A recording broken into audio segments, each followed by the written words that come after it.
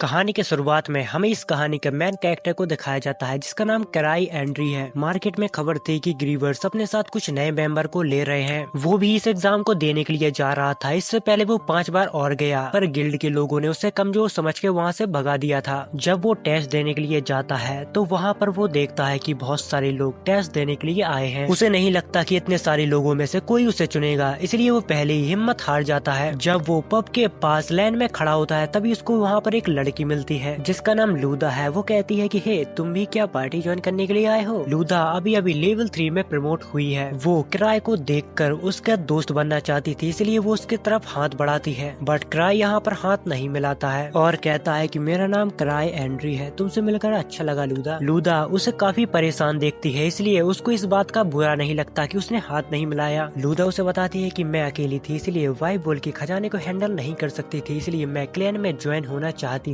तभी यहाँ पर एक हट्टा कट्टा आदमी खड़ा होता है। वो उस लड़की से कहता है कि ये जगह तुम्हारे लिए नहीं है, चलो भागो यहाँ से। जिस बात से वो दोनों ही आपस में लड़ने लगती है। इतनी देर में यहाँ पर सिक्योरिटी आती है और वो कहती है कि तुम्हें अपना लाइसेंस रद्द नहीं करवाना है तो शांति से लाइन में खड़े हो जाओ। सिक्योरिटी गार्ड को देखकर क्राई यहाँ पर अपना मुंह छिपा लेता है ताकि कोई फिर से उसको यहाँ से निकाल ना दे। जिसके बाद सीन कट होता है और वो लोग अब पब के अंदर पहुँच चुके थे। तभी लूदा कहती है ये क्या मस्त जगह है, क्या तुम भी कभी इस जगह पे आए हो? क्राई उसे जवाब देता है कि हाँ, मेरा यहाँ पर 5वीं बार है। जिसकी बात सुनकर लूदा को यहाँ पर काफी बुरा लगता है और वो उससे माफी भी मांगती है, पर क्राई कहता है कि चलो कोई बात नहीं, क्योंकि जिसके पास ताकत होती है वो अपने रैंक बढ़ाते हैं और आगे बढ़ते हैं, और जिसके पास कुछ भी नहीं होता है वो जिंदा रहने के लिए छोटे छोटे मौकों को पकड़ते हैं। तभी लूदा उससे पूछती है कि वो सामने जो पार्टी बैठी हुई है वो पार्टी कौन है? क्राई उसे बताता है कि वो आर्क ब्रेक के मेंबर हैं। वो बहुत ही पावरफुल पार्टी है, अगर उनने किसी को अपने साथ चुन लिया तो उसकी पूरी जिंदगी ही संवर जाएगी। पर जहाँ तक लोग जानते हैं कि उनने काफी टाइम से किसी भी नए मेंबर को अपने साथ ज्वाइन नहीं किया। तभी उनके साइड में एक और चेयर खाली होती है जिस पर कोई नहीं होता है और वो चेयर ग्रीवेंस सोल्स की होती है। वो इस किंगडम की सबसे स्ट्रॉन्ग पार्टी है। इतनी ही देर में वही हट्टा कट्टा आदमी यहाँ पर आ जाता है और वो कहता है कि हे, तुम लोग यहाँ पर अंदर भी आ गए, तुम्हें पता है ना कि चूजों का यहाँ पर कोई काम नहीं। तभी वो हट्टा कट्टा आदमी उनको बताता है कि वो ग्रीवेंस सोल्स की चेयर है। वो लोग कुछ साल पहले इस किंगडम में आए थे, पर अपनी जबरदस्त पावर के साथ उनने एक अपनी अलग ही पहचान बना ली है, जिन्हें लोग द ग्रीवेंस सोल्स के नाम से जानते हैं। इतनी ही देर में यहाँ पर एक लाल बालों वाला लड़का शोर मचाने लगता है और कहता है कि मेरे पास इतना टाइम नहीं है, मुझे लगता था कि यहाँ पर सिर्फ बेस्ट लोग ही आएंगे, पर यहाँ पर तो भीड़ बकरियां भी आ गई। वो लड़का ग्रीवर्स के साथ ज्वाइन होना चाहता था, पर वो लोग यहाँ पर थे ही नहीं, इसलिए उस लड़की को यहाँ पर बहुत ज्यादा गुस्सा आता है। तभी ये तमाशा बंद करने के लिए एक लड़की खड़ी होती है जिसका नाम टीनो है। वो कहती है कि तुम्हें अपनी औकात नहीं भूलनी चाहिए। जिसके बाद यहाँ पर जितने भी लोग होते हैं वो सारे इस फाइट को एंजॉय करने वाले थे। तभी वह लड़का अपनी खतरनाक स्वेट को बाहर निकालता है और टीनो भी अब फाइट करने के लिए तैयार हो जाती है। तभी क्राई लूदा से कहता है कि हमें यहाँ से निकल जाना चाहिए, अगर हम फंस गए तो गए काम से। क्राई छिप छिप कर यहाँ से निकलने की कोशिश कर रहा था, पर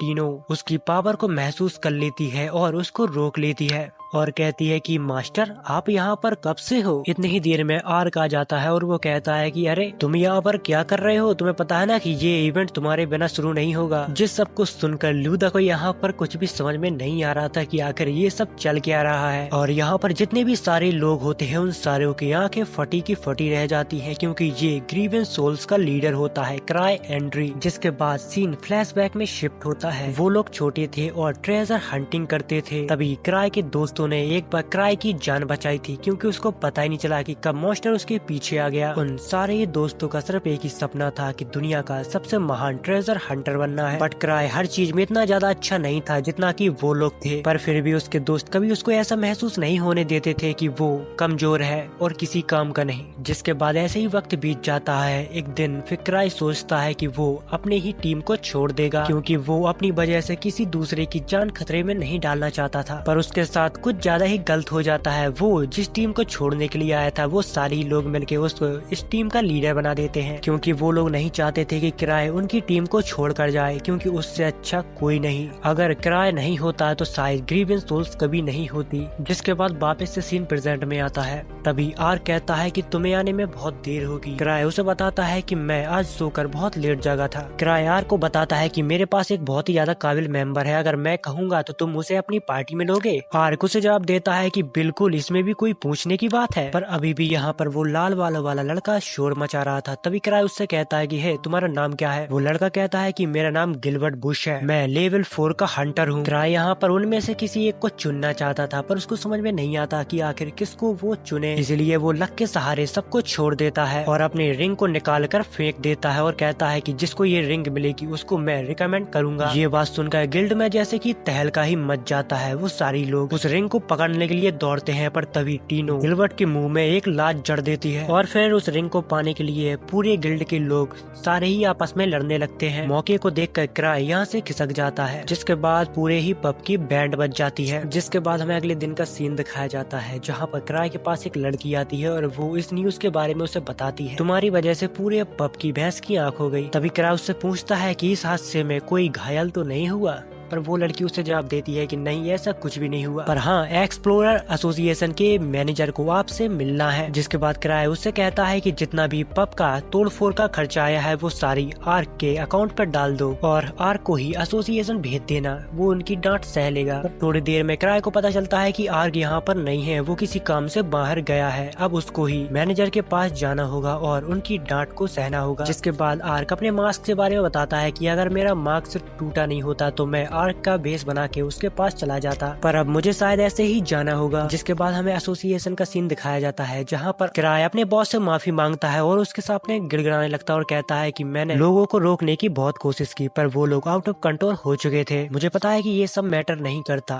पर सबसे बड़ी बात ये है कि किसी को भी चोट नहीं आई। जिसके बाद वो मैनेजर उसको एक मिशन दे देता है, पर यहाँ पर क्राई एंडी बहुत ही आलसी किस्म का आदमी होता है। वो मैनेजर के सामने बड़ी बड़ी बातें करने लगता है और मन में सोचता है कि एक मिशन को पिक करके वो आर्क के ऊपर थोप देगा। जिसके बाद वो एक सैंपल से दिखने वाले मिशन को चुनता है और वो सोचता है कि इस मिशन को मैं आर्क के ऊपर थोप दूंगा और चुपचाप निकल जाऊंगा, पर उसे पता नहीं होता कि उसने जो मिशन चुना है वो सबसे ज्यादा टफ मिशन है। जिसके बाद क्राई वापस एसोसिएशन से आता है और आर्क के पास जाता है, बट उसको आर्क वहाँ पर नहीं मिलता है क्योंकि वो किसी काम से बाहर गया था, क्योंकि उसे नोवल ने बुलाया था, इसलिए वो कुछ समय के लिए वापस नहीं आ सकता। जिसके बाद हमें पास्ट का सीन दिखाया जाता है, जहाँ पर क्राई की टीम गिल्ड में अपना नाम जुड़वाने के लिए आई थी। तभी ल्यूक दरवाजे में लात मारता हुआ अंदर जाता और कहता है कि यहाँ पर कौन है सबसे ताकतवर स्वॉर्डमैन? वो हूँ सिर्फ मैं। इन लोगों की एंट्री तो बहुत धांसू होती है, बट यहाँ पर सारे लोग इनको जोकर समझ रहे थे। क्राई को इन सब का ऐसा व्यवहार देखकर उसको काफी ज्यादा शर्मिंदगी महसूस होती है। अरे,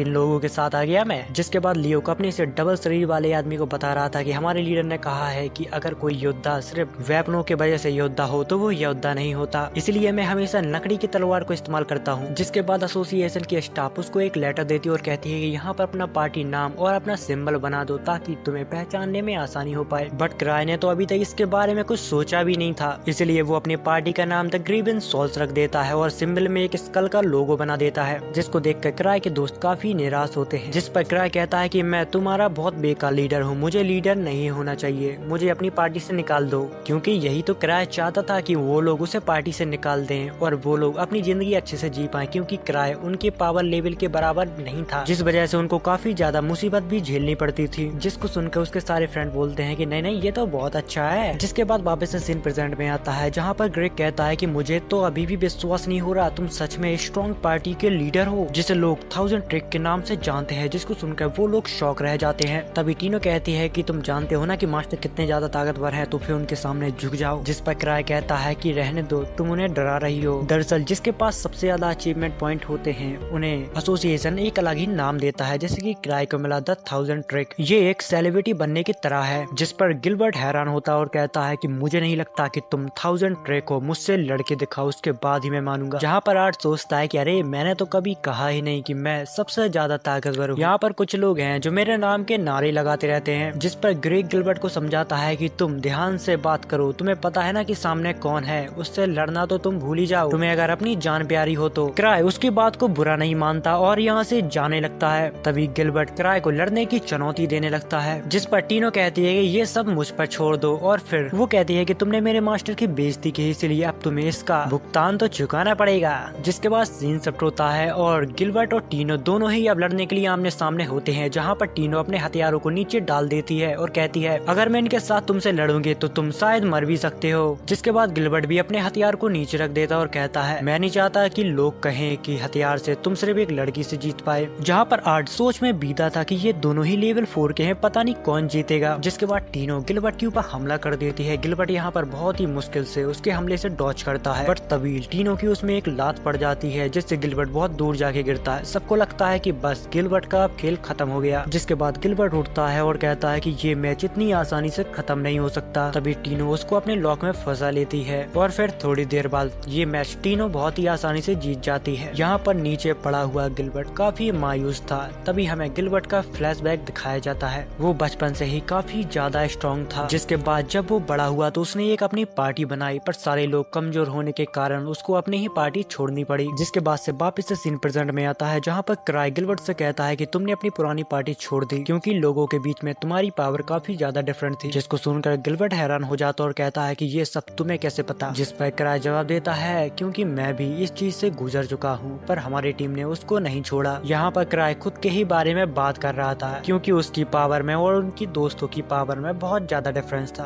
पर फिर भी उन लोगों ने कभी क्राई को अकेला नहीं छोड़ा। गिलबर्ट को अभी भी क्राई के ऊपर यकीन नहीं होता कि ये इतनी स्ट्रॉन्ग पार्टी का लीडर आखिर कैसे है, पर आज तक किसी ने इसकी पावर को देखा ही नहीं। जिसके बाद क्राई गिलबर्ट की स्वेट के पास जाता है और उसको टच करता है और फिर उसमें से बहुत ही खतरनाक फ्लेम बाहर निकलने लगती है, जिसको देखकर गिलबर्ट भी हैरान होता है कि इतनी खतरनाक फ्लेम वो भी आता है हैंडल नहीं कर पाया और ये आदमी बहुत ही आसानी से इसको कर ले रहा है। जिसको देखकर गिलबर्ट को उसके ऊपर यकीन हो जाता है, सच में ये बहुत ज्यादा ताकतवर है, क्योंकि अभी तक उसने अपने हाथों में स्वॉर्ड को भी नहीं लिया, फिर भी उसके अंदर से इतनी खतरनाक फ्लेम बाहर निकल रही है। जिसके बाद सीन शिफ्ट होता है और हमें क्राई को दिखाया जाता है जो अपने ऑफिस में बैठा बैठा बोर हो रहा था, क्योंकि उसने टीनो की टीम को एक मिशन पर भेज दिया था जिसमें ग्रीक, लूदा और गिलबर्ट भी होता है। जहाँ पर हमें पता चलता है कि क्राई को रिंग्स का बहुत ज्यादा शौक है और वो यहाँ वहाँ से रिंग कलेक्ट करता ही रहता है और एसोसिएशन का पैसा फूंकता रहता है। जिसके बाद क्राई को याद आता है कि उसको अपने रिलिक चार्ज करवाना था और वो एक लड़की के पास आ जाता है। वो लड़की थोड़ी देर बाद डेंजन के अंदर हंटिंग करने के लिए जाने ही वाली थी, पर उससे पहले क्राई यहाँ पर आ जाता है, जहाँ पर वो लोग क्राई की बहुत ज्यादा रिस्पेक्ट करते हैं और उसको एक फैंटम के बारे में बताते हैं कि वो नॉर्थ हाईवे पे आ गया था। 3rd लेवल के नाइट वहाँ पर मौजूद थे, इसलिए वो सारे ही लोग वहाँ पर मारे गए। लगता है कि वो बहुत ज्यादा ताकतवर फैंटम है। उस सारे लोग मारने के बाद उसने एक वाइट वोल्फ का रूप ले लिया था, ऐसा वहाँ के लोग कह रहे हैं। जहाँ पर क्राई को याद आता है कि उस मिशन के लिए टीनो की टीम को उस जगह के लिए भेजा था। जब वो अपने ही दिए गए मिशन को वापस से चेक करता है तो उसमें बहुत सारे लोग लेवल 5 के होते हैं, बट किसी को नहीं पता कि वो जिंदा हैं या फिर मर गए।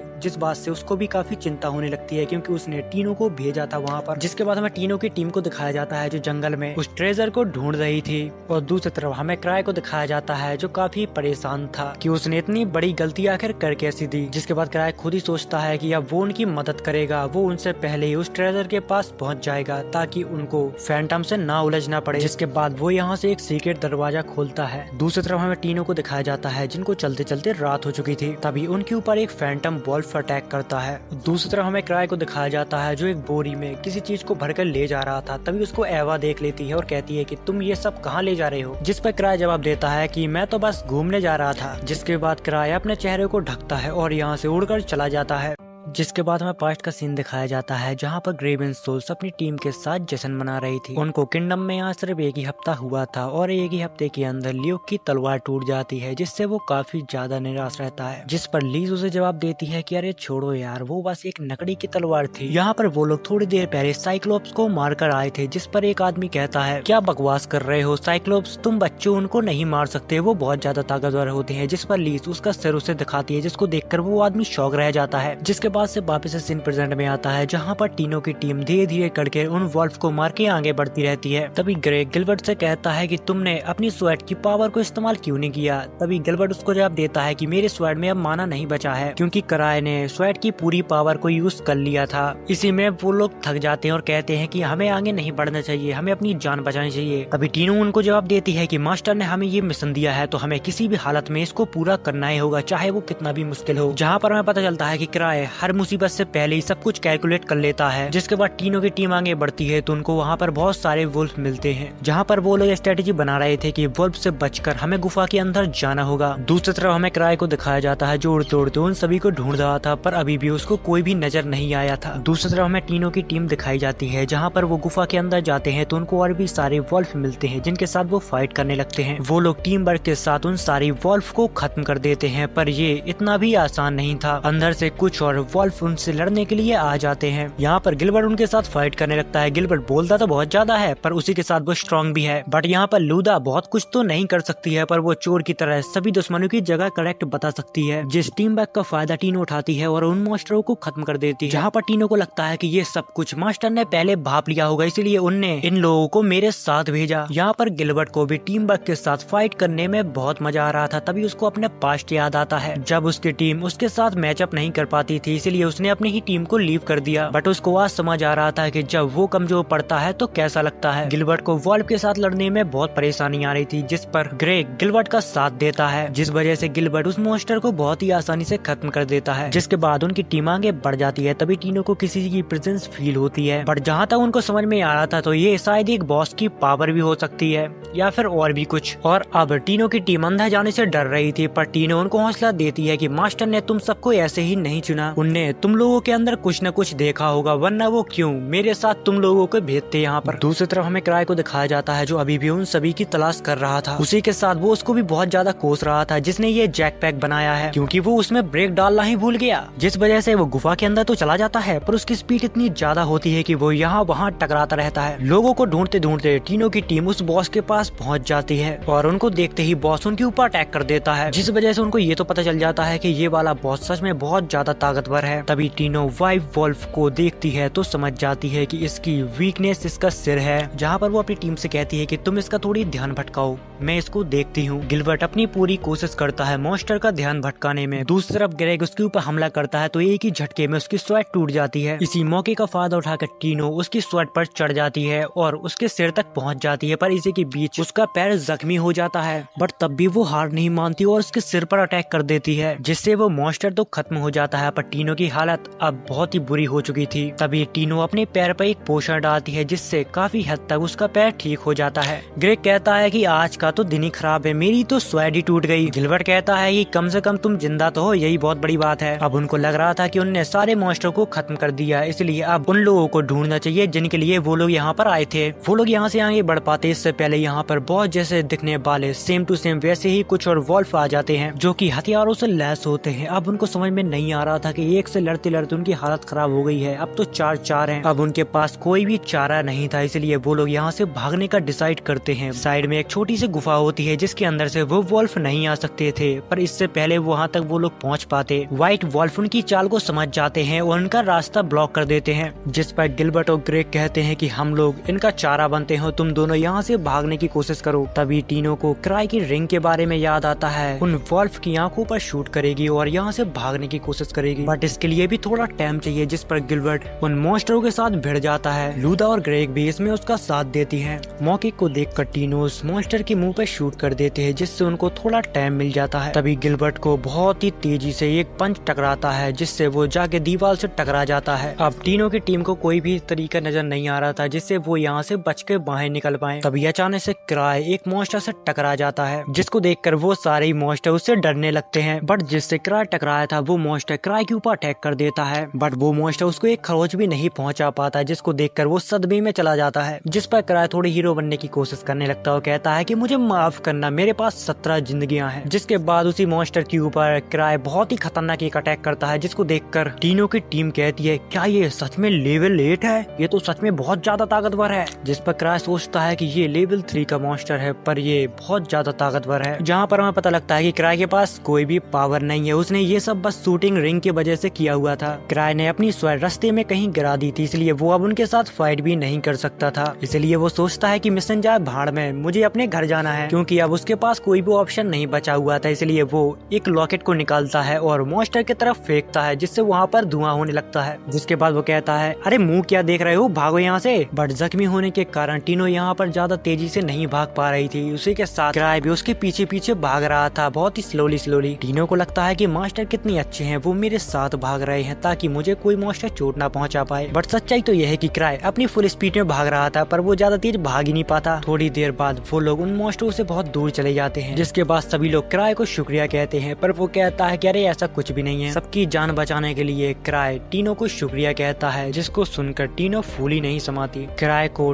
टीनो की चोट नजर आती है, इसलिए वो अपने रैलिक से उसकी चोट को ठीक कर देता है। वो लोग आगे तो बढ़ते जा रहे थे, पर उनको यही नहीं पता कि वो लोग जा कहाँ रहे हैं। जिसके बाद सीन पास्ट में शिफ्ट होता है, जहाँ पर क्राई अपने दोस्तों को अपने सारे रैलिक दिखा रहा था, जिसको देखकर वो सभी लोग कहते हैं क्या इनमें से हम कोई एक चीज ले सकते हैं। जिस पर क्राई कहता है कि तुम्हें जो सी चीज अच्छी लगे वो तुम ले सकते हो। तभी उनमें से एक लड़की एक बैग को उठाती है जो उसको बहुत पसंद आता है। क्राई उसे बताता है कि ये बैग जितना दिखने में छोटा लगता है, उससे वो कई ज्यादा चीजों को स्टोर कर सकता है। उन लोगों का इन चीजों में इंटरेस्ट बढ़ ही रहा था। तभी क्राई उन्हें बताता है ये सिर्फ चॉकलेट रखने के काम आता है। तभी लीज एक ब्रेसलेट को उठा लेती है और अपने हाथ में पहन लेती है और धड़ाम से नीचे गिर जाती है। जिस पर क्राई उसे बताता है कि ये एक लिवायत रिंग है, जिसे पहनने से शरीर के पूरे सेंसेस खराब हो जाते हैं। दूसरी तरफ ल्यूक एक कर्ज स्वेट को उठा लेता है, जिससे वो कर्ज हो जाता है और आउट ऑफ कंट्रोल हो जाता है, और वो कहता है कि मैं दुनिया के सारे इंसानों को खत्म कर दूंगा। जिसके बाद वापस से सीन प्रेजेंट में आता है। वो लोग अभी भी गुफा के अंदर चल रहे थे, वो अभी तक एग्जिट को ढूंढने में नाकाम रहे। सभी लोग क्राई के पीछे ऐसे चल रहे थे जैसे कि क्राई को रास्ता पता हो, पर सच्चाई तो ये है कि क्राई को खुद नहीं पता कि वो जा कहाँ रहा है। मुझे पता है कि ये सब ट्रेनिंग का हिस्सा है, पर हम जा कहाँ रहे हैं। जिस पर क्राई सोचता है कि मुझे खुद भी नहीं पता, पर पता नहीं क्यों ये सभी लोग मुझ पर ऐसे निर्भर हो रहे हैं जैसे कि मैं सब जानता हूँ। चलते चलते वो एक ऐसी जगह पे पहुंच जाते हैं जहाँ पर दो रास्ते होते हैं, बट टीनो यहाँ पर दूर से उन लोगों को देख लेती है जिनको ढूंढने के लिए वो लोग यहाँ पर आए थे। जिस पर टीनो कहती है कि मैंने कहा था ना, मास्टर जो करते हैं उसके पीछे कुछ न कुछ वजह होती है। वो लोग लेवल 5 के हंटर थे, पर इस समय पे वो बहुत ज्यादा जख्मी थे। रुडोल्फ जो इस पार्टी का लीडर था, वो उन्हें ढूंढने के लिए शुक्रिया कहता है, पर टीनो उससे कहती है कि मुझे शुक्रिया मत करो, मेरे मास्टर को करो, क्योंकि उनकी वजह से हम लोग यहाँ तक पहुँचे हैं। जिस पर क्राई जवाब देता है कि मैंने ऐसा कुछ भी नहीं किया। रुडोल्फ की पार्टी यहाँ पर काफी समय से फंसी हुई थी, इसलिए उनके पास कोई भी एनर्जी नहीं थी। जिसके बाद क्राई अपने बैग से बहुत सारी चॉकलेट निकालता है और सभी को दे देता है। तभी गिलबर्ट क्राई से पूछता है कि आखिर ये काम कैसे करता है। जिस पर क्राई कहता है कि ये एक सीक्रेट है। ग्रेक उस पार्टी के लीडर से कहता है कि तुम लोग तो लेवल 5 के हो, फिर भी उन वॉल्फ को नहीं हरा पाए। जिस पर वो जवाब देता है कि हमारा सामना वॉल्फ से नहीं, स्कल पहने हुए एक फैंटम से हुआ था। वो इतना ज्यादा ताकतवर था कि उसने हमें कीड़े मकोड़े की तरह हरा दिया। उसे हम बहुत ज्यादा कमजोर लगे, इसलिए उसने हम लोगों को खत्म नहीं किया। वो फैंटम इतना ज्यादा ताकतवर था कि शायद 1000 स्वेड भी उसको ना हरा पाए। दरअसल 1000 स्वेड क्राई के बचपन के दोस्त लियोक का नाम है। जिस पर क्राई सोचता है कि क्या मजाक कर रहे हो, अगर इतना कोई ताकतवर होता,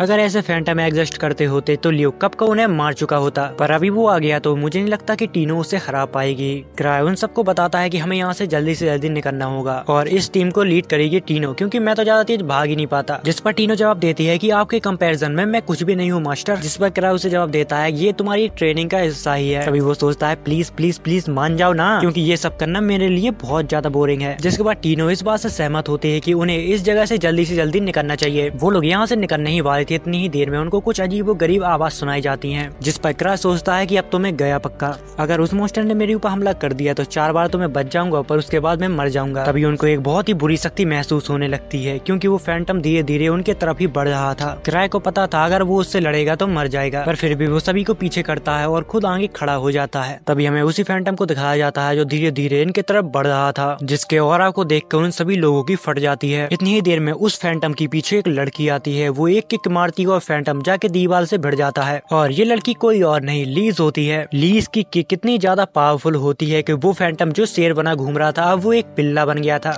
लीज यहाँ पर क्राई के ऊपर गुस्सा होने लगती है और कहती है कि मैं तुमसे मिलने के लिए तुम्हारे यहाँ पर आई थी, बट मुझे पता चला कि तुम वहाँ पर हो ही नहीं। तुम ऐसे खतरनाक जगह पे आखिर आए ही क्यों? टीनो यहाँ पर बहुत ज्यादा डरी हुई थी, क्योंकि उसको पता था अब पहाड़ उस पे ही टूटने वाला है, क्योंकि क्राई को संभालने की जिम्मेदारी उसको ही दी गई थी। गिलबर्ट बीच में बोलने की कोशिश करता है, तभी लीज उसको दूर फेंक देती है, जिससे उसकी बहुत बुरी हालत हो जाती है। ग्रेक और लूदा उसके ऊपर पोषण फेंकते जाते हैं, पर उसको इसका कुछ भी फायदा नहीं होता। क्राई लीज को शांत करवाता और कहता है कि इसमें टीनो की कोई भी गलती नहीं है, उसने व्हाइट वॉल्फ को हराया और इस मिशन को भी बहुत अच्छे से पूरा किया। दूसरी तरफ वो फैंटम एक वॉल्फ को बुलाता है। व्हाइट वॉल्फ उनके ऊपर गन चलाने लगता देता है, बट यहाँ पर लीज को उनकी गोलियों को फर्क नहीं पड़ता, जिसके बाद लीज बहुत बुरी तरह से व्हाइट वोल्फ को खत्म कर देती है। मौके को देखकर फैंटम भी उसके ऊपर अटैक कर देता है, पर लीज अपने 2 उंगलियों से उसकी तलवार को रोक लेती है। लीज मार मार के उस फैंटम की बहुत बुरी हालत कर देती है। दूसरी तरफ सभी लोग शॉक रहते हैं, क्योंकि उन्होंने लाइफ में पहली बार किसी को इतना ज्यादा ताकतवर देखा था, और ये तो कुछ भी नहीं, ये तो सिर्फ ग्रीवियस सोल्स की एक मेंबर है और ये बहुत ज्यादा ताकतवर है। फैंटम को बहुत बुरी तरीके से मारने के बाद लीज का गुस्सा शांत होता है, जिसके बाद हमें अगले दिन का सीन दिखाया जाता है, जहाँ पर गिलबर्ट 1000 ट्रेक यानी कि क्राई के पास अपनी स्वेट को दे जाता है और सभी से कहता है कि मैं अपनी पुरानी पार्टी के पास वापस जा रहा हूँ। दूसरी तरफ हमें क्राई के दोस्तों को दिखाया जाता है, जिन सभी ने वही स्कल वाला मास्क पहना हुआ था।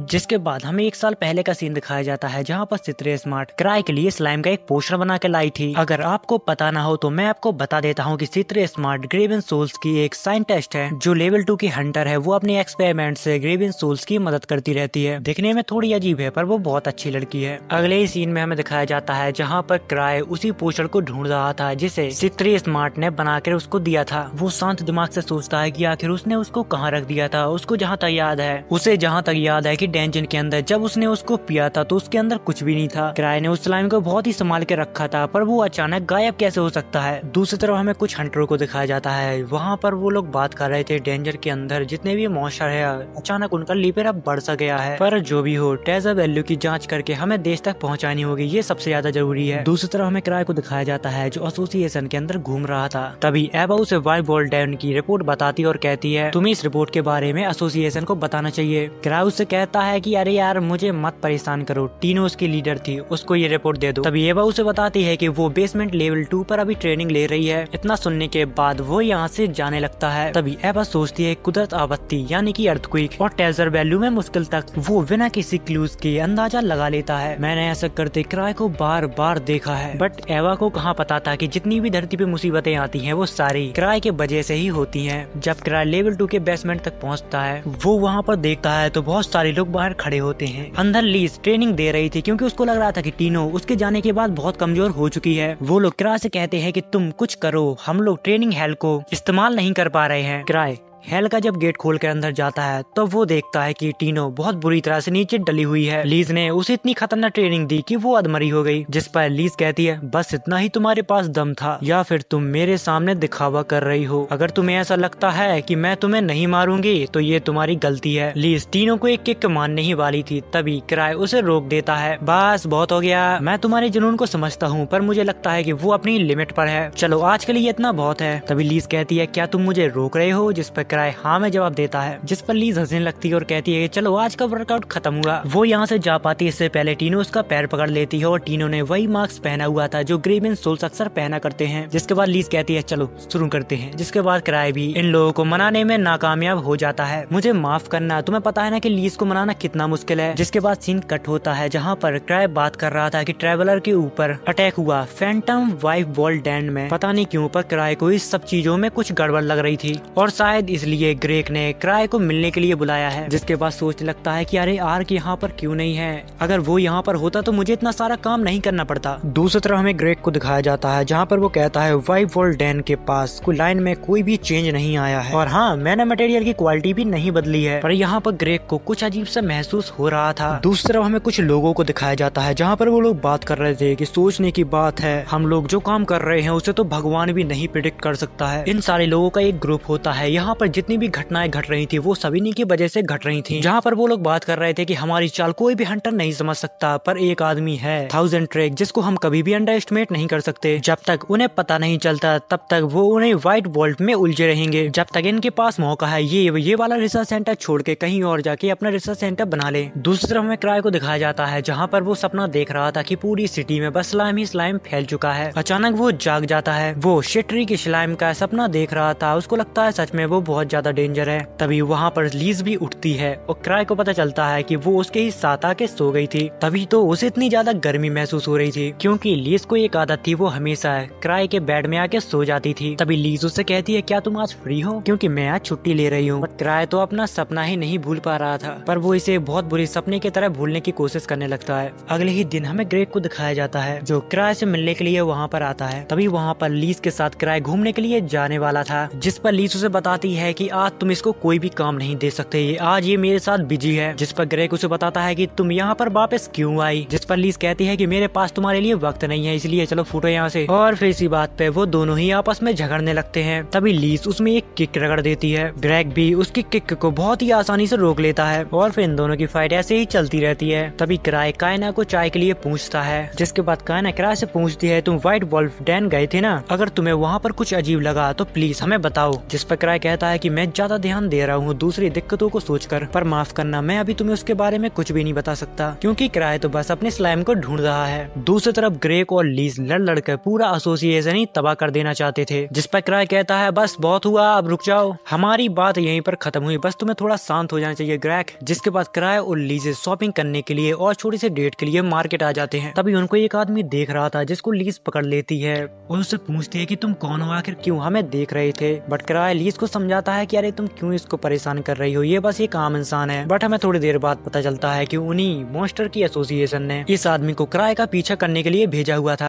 जिसके बाद हमें ग्रेग को दिखाया जाता है, जो क्राई के ऊपर काफी ज्यादा नाराज हो रहा था, क्योंकि क्राई से किसी भी चीज के बारे में पूछते हैं तो वो यहाँ वहाँ निकल जाता है। इसीलिए ग्रेग व्हाइट वॉल्फ डैन की इन्वेस्टिगेट 7 की टीम को सौंप रहा था। जिसके बाद 7 की टीम डैन के अंदर चली जाती है। वो लोग कहते हैं क्या मुसीबत है, क्राई की वजह से हमें यहाँ पर फंसना पड़ा। जिसके बाद हमें क्राई और लीज को दिखाया जाता है, जहाँ पर वो लोग एक छोटी सी डेट पर आए थे। क्राई उसे इस कैपिटल की सबसे अनसेफ जगह पे ले जाता है। तभी लीज उससे पूछती है, तुम इस जगह पे किसी से काम है क्या जो तुम यहाँ पर हमें लेकर आए हो। जिस पर क्राई जवाब देता है कि हाँ, क्योंकि यहाँ पर लोग गायब हो रहे हैं। ऐसी जगह पे स्लाइम क्वार्टर को लोगों का गायब होना एक आम बात है। दरअसल क्राई छतरी का दिया हुआ स्लाइम को यहाँ पर ढूंढने के लिए आया था, क्योंकि उसको लग रहा था कि अगर उसने स्लाइम को नहीं ढूंढा तो वो पूरे शहर को तबाह कर देगा। तभी हमें उसी आदमी को दिखाया जाता है जो उनका कुछ टाइम पहले पीछा कर रहा था। वो इन्हें देखकर परेशान होने लगता है और कहता है, ये कैसे हो सकता है, मुझे पता था कि मेरे पीछे कोई भी नहीं आ रहा, फिर भी इन्हें मेरे बारे में कैसे पता चल गया। उस आदमी ने अभी एक नई आइसक्रीम शॉप खोली थी, वहीं पर क्राई भी आ रहा था। इतनी ही देर में वहाँ पर एक सोफिया नाम की लड़की आती है। दूसरी तरफ लीजे उनकी दरवाजे को खनखना रही थी कि बाहर आओ, हमें आइसक्रीम खानी है। लीज को ऐसे करते करते थोड़ी देर बाद बहुत गुस्सा आने लगता है। वो अपने पंच से पूरी शॉप को तोड़ना चाहती थी, पर क्राई उसे रोकता हुआ कहता है, मुझे लगता है कि ये वाली शॉप बंद है। अंदर हमें उसी आदमी को दिखाया जाता है जो उन दोनों की बातों को सुन रहा था। वो लोग यहाँ से जाने के लिए कहते हैं, जिसके बाद उस आदमी को थोड़ी राहत मिलती है। जिसके बाद क्राई वापस से अपने ऑफिस में आ जाता है। बट अभी भी क्राई को अपनी स्लाइम की काफी ज्यादा चिंता होती है, क्योंकि उसके एक सपने ने उसका पूरा दिमाग ही खराब कर दिया था। इतनी देर में वहाँ पर एवा आ जाती है और वो बताती है, हमने एसोसिएशन की कुछ मेंबरों को सिलेक्ट कर लिया है जो हमारी व्हाइट वॉल्फ डैन में इन्वेस्टिगेट करने में मदद करेंगे। लेकिन 7 और उसका ग्रुप पहले ही आगे बढ़ चुका है। जिसके बाद हमें सीक्रेट एसोसिएशन दिखाई जाती है, जहाँ पर वो लोग कहते हैं, मुझे विश्वास नहीं होता कि उसने इतनी आसानी से हमारी फैसिलिटी को ढूंढ लिया। इसका मतलब ये हुआ कि उनके इंटेलिजेंस नेटवर्क हमसे भी ज्यादा है। लेकिन 1000 ट्रिक की सच्ची इंटेलिजेंस अभी तक साफ नहीं है, इसलिए हम अभी कुछ नहीं कह सकते उसने सच में हमें ढूंढा है कि बस वो एक तुक्का था। यहाँ पर सीक्रेट सोसाइटी में वो लाल बालों वाली लड़की यानी कि सोफिया भी होती है। वो उन सबको 1000 ट्रिक से लड़ने के लिए कहती है। इतना सुन के सभी लोग डर जाते हैं, क्योंकि क्राई लेवल 8 का है और सबसे बड़ी बात यह है कि वो ग्रीवन सोल्स का लीडर है। किसी को नहीं पता कि वो कितना ज्यादा ताकतवर है। जिस पर सोफिया जवाब देती है कि मैं भी देखना चाहती हूँ कि वो कितना ज्यादा ताकतवर है और मेरे डिफेंस सिस्टम उसके सामने कितना टिक पाता है। जिसके बाद हमें तीनों को दिखाया जाता है। वो जब एसोसिएशन पहुँचती है तो वहाँ पर बहुत ज्यादा भीड़ होती है। तभी वो एक आदमी से पूछती है कि यहाँ पर क्या चल रहा है। वो बताता है कि एसोसिएशन की कोलैबोरेशन से सभी लोगों को व्हाइट वॉल्फ डैन में भेजा जाएगा। यहाँ पर जितने भी लोग होते हैं वो सारे ही हंटर्स होते हैं। इतनी ही देर में क्राई और एवा भी यहाँ पर आ जाते हैं, जहाँ पर क्राई उन सबसे पूछता है कि तुम लोग कौन हो, यहाँ पर क्या कर रहे हो। तभी एवा उसे बताती है कि ये सारे लोग डैन की जांच पड़ताल करने के लिए यहाँ पर आए हैं। जिस पर क्राई जवाब देता है कि इतने सारे लोगों को भेज रहे हैं, इन सभी लोगों की भरपाई करने के लिए एक हाथ और एक पैर को बेचना पड़ेगा। तभी क्राई कहता है कि हमारे सभी मेंबर एलाइट हैं, इसलिए मुझे नहीं लगता कि इतने सारे लोग उसे संभालने के लिए काफी होंगे। मेरे हिसाब से आधे लोग काफी हैं। जिसकी बात सुनकर लोगों के बीच डर का माहौल बन जाता है। वो लोग कहते हैं, आधे लोग, ये तो बिल्कुल भी नहीं हो सकता। तुम्हें पता है ना कि वो डैन कितनी ज्यादा खतरनाक है। क्राई को लगता था वो बस एक डैन लेवल 3 का ट्रेजर वैल्यू है, पर अब वहाँ पर कुछ ज्यादा ही अलग होने लगा है, क्योंकि वहाँ के जो मॉन्स्टर है वो पहले से बहुत ज्यादा ताकतवर हो गए हैं। लेवल 3 और 4 तो उनके सामने टिक ही नहीं पाते। तभी क्राई कहता है, ठीक है, अगर तुम्हारा इच्छा है तो तुम उसके अंदर जा सकते हो। मुझे लगा था कि आधे ये लोग काफी होंगे, पर तुम्हें अगर जाना हो तो जा सकते हो, मुझे इससे कोई फर्क नहीं पड़ता। इतनी ही देर में यहाँ पर लीज आ जाती है और वो कहती है अगर मैं होती तो आधी भी नहीं लेती, क्योंकि मैं अकेले ही जाती। जहाँ पर सभी लोग कहते हैं कि अरे हम भी स्ट्रॉन्ग हैं यार, हम उन मॉन्स्टरों से लड़ेंगे और उनको खत्म करके वापस भी आ जाएंगे। तभी लीज क्राई के पास जाती है और कहती है कि ये जॉब मुझे दे दो, बट क्राई सीधा उसके मुंह पे मना कर देता है, क्योंकि मैं नहीं चाहता कि ये सब तीनों के लिए बहुत दर्दनाक हो, और साथ ही वहाँ पर पहले ही बहुत लोग मौजूद हैं। जिसके बाद क्राई सभी लोगों को डेंजन में जाने के लिए हाँ कह देता है। दूसरी तरफ हमें 7 की टीम को दिखाया जाता है जो डेंजन की तरफ आगे बढ़ते जाते हैं। तभी डैन में जाने से पहले एक आदमी क्राई के पास आता है और उससे पूछता है कि हमें डेंजन में किसी चीज का ध्यान रखना होगा क्या। तभी क्राई कहता है कि तुम्हें एक स्लाइम को ढूंढना है। तभी वो आदमी कहता है भला डेंजन में स्लाइम क्या कर रहा होगा, लेकिन ऐसा होता है तो ध्यान रखना वो कोई नॉर्मल स्लाइम नहीं होगा। जिसके बाद हमें सीक्रेट एसोसिएशन को दिखाया जाता है जो किसी बारे में बात कर रहे थे। यह हमारी रिसर्च का परिणाम है, एक माना मटेरियल डिवाइस किसी खोज में कहीं पहुंचाने की बात कर रहे थे, बट उसमें एक बहुत बड़ी प्रॉब्लम होती है क्योंकि उस रास्ते के बीच 1000 ट्रेक आ रहा था। अगर किसी भी चीज में 1000 ट्रेक आया तो उसकी टीम ग्रेवियन सोल्स भी उस लफड़े में पड़ जाती है। अगर उन लोगों ने हमारी रिसर्च के बारे में पता लगा लिया तो फिर हम गए काम से। तभी सोफिया कहती है कि कोई दिक्कत की बात नहीं, मेरा डिफेंस सिस्टम बहुत ही ज्यादा ताकतवर है। सोफिया के बारे में हम ज्यादा तो नहीं जानते, पर इतना है कि उसका दिमाग बहुत ज्यादा तेज है और वो किसी भी चीज को बहुत ही आसानी से कर लेती है बिना कोई सबूत छोड़े, क्योंकि उसके दिमाग में कुछ ऐसा चल रहा था जिससे वो पूरे ग्रेवियन सोल्स को संभाल सकती है। दूसरी तरफ हमें 7 की टीम को दिखाया जाता है जो मॉन्स्टर को मारते मारते डेंजन के काफी अंदर तक आ गई थी। उन लोगों ने जहाँ तक अपनी सभी जांच पड़ताल कर ली थी, जिसके बाद उनके पास एक कॉल आता है और दूसरी तरफ से कोई उसे कहता है कि तुम अगर काम हो गया हो तो डेंजन से बाहर आ सकते हो। जिसके बाद दूसरी तरफ हमें क्राई को दिखाया जाता है जहाँ पर उसको कुछ समझ में नहीं आ रहा था कि उसको आखिर क्या करना चाहिए। क्राई ओवर थिंकिंग वाला बंदा है। यहाँ के कुछ लोग ये भी कहते हैं कि क्राई फ्यूचर देख सकता है। तभी लीज क्राई से कहती है कि मैं तुम्हारे सामने लड़ने के लिए बहुत उत्सुक हूँ, क्योंकि पिछले बार मैं अपनी पूरी पावर तुम्हें नहीं दिखा पाई। वो लोग यहाँ पर बात कर ही रही थी, इतनी देर में यहाँ पर स्त्री स्मार्ट आ जाती है। अरे क्या चल रहा है गाइस, कैसे हो? तभी लीज कहती है क्या तुम पार्टी में ऐसे सिर्फ अकेले ही आई हो? जिस पर चित्र कहती है कि मैं किसी ऐसे से बात नहीं करना चाहती जो पार्टी छोड़कर घर भाग जाए। जिसके बाद वो कहती है कि मैंने सोचा कि क्राई को मेरी स्किल की काफी जरूरत होगी, इसलिए मैं यहाँ पर चली आई, क्योंकि ये एक एसोसिएशन है जो मानव मटेरियल को इकट्ठा कर रही है, हमें ऐसा करने से उनको रोकना होगा। यहाँ पर क्राई किसी भी बात को सीरियसली नहीं ले रहा था, क्योंकि उसको बस अपनी स्लाइम की चिंता थी।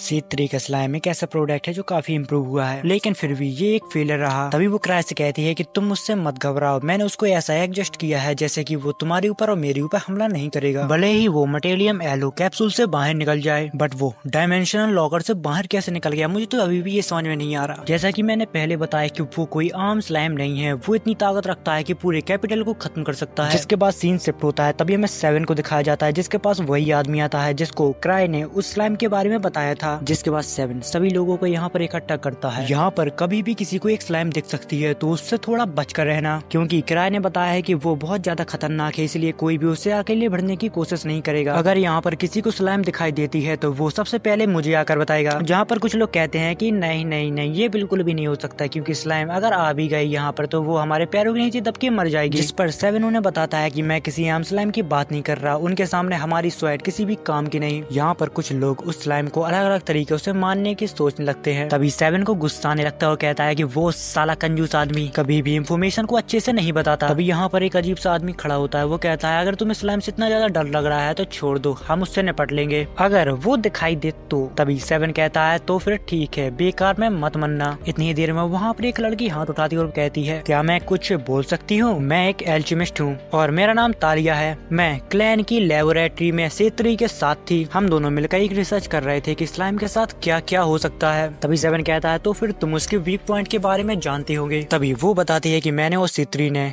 स्लाइम को मारने के लिए एक पोस्टर बनाया था। इसका सिर्फ स्लाइम के ऊपर असर होता है और किसी भी चीज के ऊपर असर नहीं होता। अगर कोई चीज उससे जुड़ी हुई है तो वो उसको खत्म कर देता है। जिसके बाद हमें वही सीक्रेट एसोसिएशन को दिखाया जाता है। वो लोग कहते हैं कि हमारी रिसर्च बहुत पावरफुल है और लगता है कि अब समय आ चुका है। हम 100 से भी कम हंटरों का सामना कर रहे हैं और उनमें से कुछ ही लोग हैं जो ठीक ठाक पावर को होल्ड करते हैं। दूसरी तरफ 7 और उसके सारे साथियों ने पूरा डेंजन छान मारा था, पर उनको अभी तक कुछ भी नहीं मिला। तभी वही चिड़चिड़ा आदमी आता और कहता है अगर तुम बेकार ऑर्डर नहीं देते तो ये कुछ घंटों का ही काम होता, बेहतर होगा कि तुम अपने मास्टर के सामने जाकर प्रे करो, क्योंकि वो तो कभी आने का कष्ट ही नहीं करता। जिसके बाद वो आदमी जंगल की तरफ टहलने के लिए चला जाता है। उस आदमी को टहलते टहलते रात हो जाती है। वो रास्ते में चलते चलते 1000 ट्रैक को बुरा भला कहने लगता है और कहता है कि उसकी वजह से मेरा पूरा दिन खराब हो गया। इतनी देर में यहाँ पर उसको कुछ खतरनाक आवाज सुनाई देती है, जिसका पीछा करते करते वो एक ऐसी जगह पे पहुंच पहुंच जाता है जहाँ पर एक वॉल्फ फैंटम बंधा हुआ था। वो लोग उसके ऊपर एक्सपेरिमेंट कर रहे थे क्योंकि माना मटेरियल को इस्तेमाल करके ट्रांसफॉर्मेशन को हासिल किया जा सकता है। ऐसा करने से वो फैंटम पहले से कुछ ज्यादा ही ताकतवर हो जाते हैं। वो लोग उस वॉल्फ के अंदर एक इंजेक्शन को इंसेक्ट कर पाते इससे पहले वो हंटर उनके ऊपर हमला कर देता है। पहले हम सबको लगा था कि ये आदमी एकदम फालतू है, पर ऐसा नहीं है, ये आदमी काफी ताकतवर है। यहाँ पर वो उन दोनों ही लोगों को बहुत बुरी तरह से मारता है। तभी वो सीक्रेट सोसाइटी का आदमी कहता है कि तुम लोग यहाँ पर क्या कर रहे हो, क्या तुम्हें 1000 ट्रेक ने भेजा है? जिस पर वो आदमी जवाब देता है ऐसा कुछ भी नहीं है, ये सब मैंने किया। जिसके बाद वो आदमी हंसने लगते हो कहते हैं तो फिर यहाँ पर 1000 ट्रेक नहीं है। और फिर कुछ ही देर में वो लोग उस मॉन्स्टर के ऊपर इंसेक्ट कर देते हैं वो मैना मटेरियल, और फिर देखते ही देखते वो मॉन्स्टर एक स्लाइम का रूप ले लेता है। वो आदमी सभी लोगों के यहाँ पर सतर्क कर पाता है। इससे पहले वो स्लाइम ही जोर जोर से चीखने लगता है जिसकी आवाज काफी दूर तक जा रही थी। 7 की टीम भी इस चीज को सुन लेती है। आवाज सुनते ही सारे लोग उस तरफ भागने लगते हैं जहाँ से ये आवाज आई थी। भागते भागते वो लोग एक जंगल में पहुंच जाते हैं। तभी 7 कुछ लोगों से पूछता है कि गेन इसी साइड गया था, वो अभी तक लौट के नहीं आया। दरअसल गेन उसी आदमी का नाम होता है जो स्लाइम के पास गया था। तभी गेन भागते भागते इनके पास आता है जो बहुत ही बुरी हालत में था। वो कहता है कि मेरे पीछे मॉन्स्टर है, यहाँ से तुम लोग भाग जाओ वरना सारे लोग मारे जाएंगे। और ये वही स्लाइम है जिसके बारे में 1000 ट्रेक हमें बताना चाहता था। इतनी ही देर में वो स्लाइम इन लोगों के पास आ जाता है जिसको देखकर वो सभी लोग डर जाते हैं क्योंकि उन सभी ने आज तक इतना बड़ा स्लाइम नहीं देखा था। 7 उसके ऊपर हमला करता है पर वो समझ जाता है कि इस स्लाइम को हम ऐसे नहीं रोक सकते हैं। जिसके बाद सारे लोग उसके ऊपर मैजिक करने लगते हैं बट उसके ऊपर मैजिक को पावर का कोई भी असर नहीं हो रहा था। लगातार 7 भी उसके ऊपर हमला करता जा रहा था पर उसको जैसे कि फर्क ही नहीं पड़ता। तभी 7 को उस पोशन के बारे में याद आता है जिसको तालिया कुछ देर पहले उसको बता रही थी। 7 उसके पास से वो पोशन लेकर आता है। 7 अपने पूरा दिमाग लगा के उसके अंदर वो पोशन को इंसर्ट कर देता है। उसका पोशन यहाँ पर स्लाइम के ऊपर काम तो करता है बट 1 सेकंड के लिए। उसके बाद वो स्लाइम वापस से अपने नॉर्मल फॉर्म में आ जाती है। इतनी ही देर में यहाँ पर C3 आ जाती है। दरअसल उसको क्राई ने भेजा था क्योंकि उसको पहले ही पता था कि यहाँ पर कुछ न कुछ गड़बड़ हो सकती है। तभी C3 कहती है कि एक जबरदस्त मैजिक उस स्लाइम के आसपास घूम रहा है, इसलिए हम उस स्लाइम को कुछ भी चोट नहीं पहुंचा पा रहे हैं। वो स्लाइम इतना ज्यादा ताकतवर है कि लेवल 8 की ट्रेजर वैल्यू में भी तुम्हें उतना खतरनाक मॉन्स्टर नहीं मिलेगा। जिसके बाद C3 कुछ बड़बड़ाते हुए उस मॉन्स्टर के पास जाने लगती है। स्लाइम मॉन्स्टर उसके ऊपर अटैक करता है पर बहुत ही आसानी से वो उस अटैक को डॉच करती रहती है। इस सब को देखकर वो काफी निराश होती है क्योंकि ये सब उसका ही एक्सपेरिमेंट है जो फेल हो गया था। तभी 7 कहता है कि तुम उस मॉन्स्टर के पास ज्यादा नजदीक मत जाओ। तभी C3 कहती है कि मेरा चिंता करने के लिए शुक्रिया 7, पर मुझे कुछ नहीं होगा। तभी वो अपने बैग में से एक पोशन को निकालती है और उस स्लाइम के ऊपर फेंक देती है। तभी वो 7 से कहती है कि तुम इसके ऊपर शूट करो, जिससे उस स्लाइम का वहीं पर खात्मा हो जाता है। इतनी ही देर में सब कुछ खत्म होने के बाद यहाँ पर ग्रेक आ जाता है। तभी C3 बताती है कि वो यहाँ पर काफी देर पहले आ गए थे, उन्होंने ही मुझे लिफ्ट दी थी। जिसके बाद हमें वही सीक्रेट एसोसिएशन को दिखाया जाता है जहाँ पर वो काफी नाराज हो रहे थे कि उस C3 की वजह से हमारा पूरा मिशन फेल हो गया। इसके बारे में सोफिया ने इन सभी को पहले ही बता दिया था कि C3 हमारे पीछे पड़ी हुई है। क्या उसने हमारे ट्रांसमेग्रिफिकेशन को समझ लिया है? जिसके बाद हमें 7 को दिखाया जाता है। थोड़ी देर में उसके पास उसका टीममेट आता है। वो C3 के साथ एक छोटी सी फाइट रखना चाहता था पर उसके अंदर इतनी दम नहीं थी कि वो उससे पूछ सकता है, क्योंकि वो लड़का जानना चाहता था कि वो लड़की आखिर कितनी ताकतवर है। तभी 7 उसे जवाब देता है कि तुम उसको कमजोर समझने की भूल मत करना, वो तुम्हें बहकाएगी कि वो बिल्कुल भी ताकतवर नहीं है, पर तुम उसके ऊपर विश्वास मत करना क्योंकि इस तरह वो किसी से भी अपना काम निकलवा सकती है। और जहाँ तक मुझे पता है तो वो ग्रीवर्स के दूसरे मेंबर की तरह एक मॉन्स्टर है जो अगर बेकाबू हो जाए तो उसको कोई भी नहीं संभाल सकता। दूसरी तरफ हमें क्राई को दिखाया जाता है जिसकी गोदी में लीज बैठी हुई थी।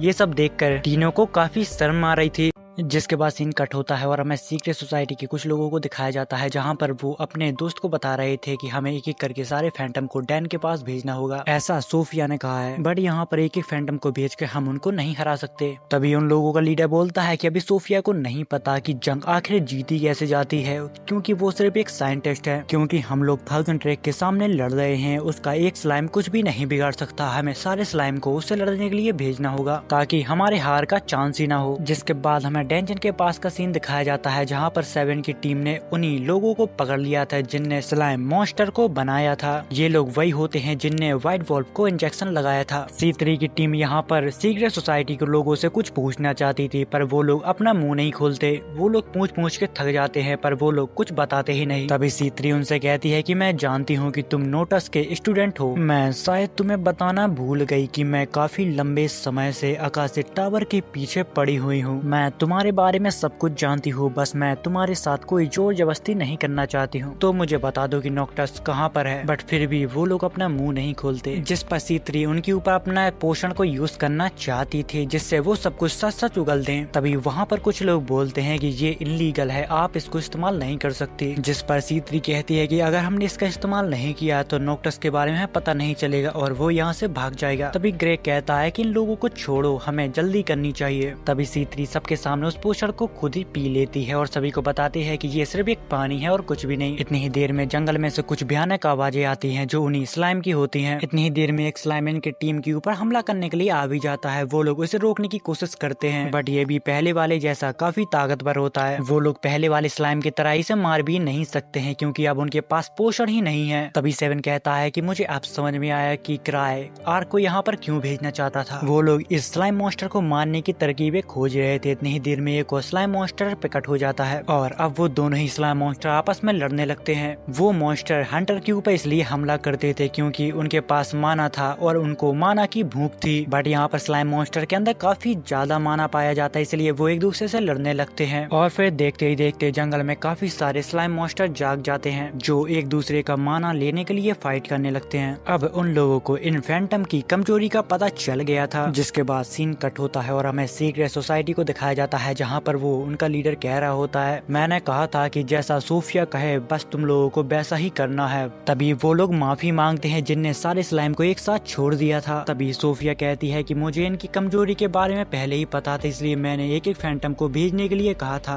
पर तुम लोगों ने मेरी बात सुनी ही नहीं। जिस पर यहाँ का लीडर कहता है कि अब जो हो गया सो हो गया, अब हमारा अगला कदम क्या है। जिस पर सोफिया कहती है कि अब सिचुएशन काफी बदल चुकी है, अब C3 ही नहीं उसके साथ काफी और लोग हैं जो हमारी इन्वेस्टिगेट कर रहे हैं, और तो और उसके साथ एक लेवल 7 हंटर गार्ड भी है जिसका नाम सुन के वो लोग डर जाते हैं। जिस पर सोफिया कहते हैं कि उनके पास हमारे 2 सोल्जर भी हैं, अगर उन लोगों ने मुंह खोला तो हम शायद पकड़े भी जा सकते हैं। जिस पर एक आदमी बोलता है कि वो ऐसा कुछ भी नहीं करेंगे, वो लोग बहुत वफादार हैं, वो मर जाएंगे पर अपना मुंह नहीं खोलेंगे। जिसके बाद हमें C3 और गार्ड को दिखाया जाता है जहाँ पर गार्ड कहता है कि तुमने भले ही काफी हंटर को छुटा लिया हो, पर ये अभी भी एक इन्वेस्टिगेट है। अगर हम आकाशिक टावर के खिलाफ हैं तो ये सब ऐसा नहीं है जैसा एसोसिएशन संभाल सकती है। जिसके बाद C3 सभी लोगों को बुलाती है और अपने रिसर्च के बारे में बताती है कि धरती के नीचे काफी ज्यादा माना मटेरियल है और मैं काफी टाइम से इस चीज की रिसर्च कर रही थी। उसका बताने का मतलब ये था कि अंडरग्राउंड में कोई रिसर्च कर रहा है। जिस पर वो 2 लोग बोलते हैं कि धरती के नीचे मत जाना, वहाँ पर कुछ भी नहीं है। तभी बातों ही बातों में उसके मुंह से सोफिया का नाम निकल जाता है, जिस पर वो लोग बात करने लगते हैं कि ये सोफिया कौन है, लगता है इनका कोई साथी आसपास है। जिस पर C3 कहती है कि अगर वो हमारे सामने आ जाती तो हमारा काम आसान हो जाता, मैं उसको चाहे जितना खोज लूं, वो परछाई की तरह गायब हो जाती है। जिसके बाद सीन शिफ्ट होता है और हमें क्राई, लीज और टीनो को दिखाया जाता है जो डैन की तरफ बढ़ रहे थे। जिस पर लीज कहती है कि चलो जल्दी चलो C3 के मरने से पहले। क्राई उसे जवाब देता है कि वो नहीं मरने वाले, यहाँ पर कोई मरने वाला है तो वो हूँ मैं, क्योंकि मेरे पास अब ज्यादा सेफ्टी रिंग नहीं है। तभी टीनो कहती है कि मास्टर मुझे लगता है कि यहाँ का अंधेरा कुछ ज्यादा ही खतरनाक, इसलिए मुझे आपका हाथ पकड़ने दो। जिस पर लीज को गुस्सा आ जाता है और वो कहती है कि तुम्हारी हिम्मत कैसी हुई उसका हाथ पकड़ने की। जिसके बाद हमें व्हाइट वॉल डैन के नीचे का सीन दिखाया जाता है जहाँ पर 7 कह रहा होता है कि मुझे पता चला कि 1000 ट्रैक नहीं आने वाला। तभी हमें उसी चिड़चिड़े आदमी को दिखाया जाता है, वो कहता है कि मैं 1000 ट्रैक के बारे में पहले ही समझ गया होता तो आज मेरा ये हाल नहीं होता। वो जो भी कहता है उसका कुछ न कुछ मतलब होता है। जिस पर C3 कहती है कि क्राई उन लोगों में से है जो पैदा ही ट्रेजर हंटर बनने के लिए हुए हैं और मुझे यकीन है कि वो लेवल 10 तक भी पहुंच जाएगा। इतनी ही देर में C3 के ऊपर थंडर से अटैक होता है और ये अटैक किसी और ने नहीं उसी ने किया था, जिसकी वजह से ये पूरा प्लान फेल हो गया था। उसने अपने मैजिक से यहाँ पर सभी लोगों को घायल कर दिया था। तभी C3 खड़ी हो जाती है और कहती है कि मुझे विश्वास नहीं होता, तुमने एरिया ऑफ इफेक्ट स्पेल को इस्तेमाल किया जबकि हमारे पास हॉस्टेज हैं। मैं जानती थी कि मैं किराए की नकल नहीं कर सकती। जिस पर वो आदमी कहता है क्या तुम मेरी क्लाइमेट थंडर से बच गई। जिस पर C3 कहती है कि तुम्हारा ये थंडर किसी भी काम का नहीं था, ये एकदम बकवास था, जिससे उस आदमी को गुस्सा आने लगता है। तभी वो अपना पोस्टर 7 के ऊपर स्प्रे कर देती है जिससे 7 की पावर वापस से हील हो जाती है और 7 उस आदमी के ऊपर अटैक कर देता है और उसे दूर फेंक देता है। जिसके बाद वो उस मॉन्स्टर के साथ फाइट करने लगता है, बट वो मॉन्स्टर काफी ज्यादा खतरनाक होता है तो 7 उससे नहीं लड़ पा रहा था। तभी गार्ड आके उसको काट के फेंक देता है। यहाँ पर C3 अपने पोस्टर से सभी सोल्जरों को हील करने लगती है। दूसरी तरफ हमें क्राई की टीम को दिखाया जाता है जो जंगल में इन्वेस्टिगेट कर रहे थे, बट उनको अभी तक कोई भी सबूत नहीं मिले।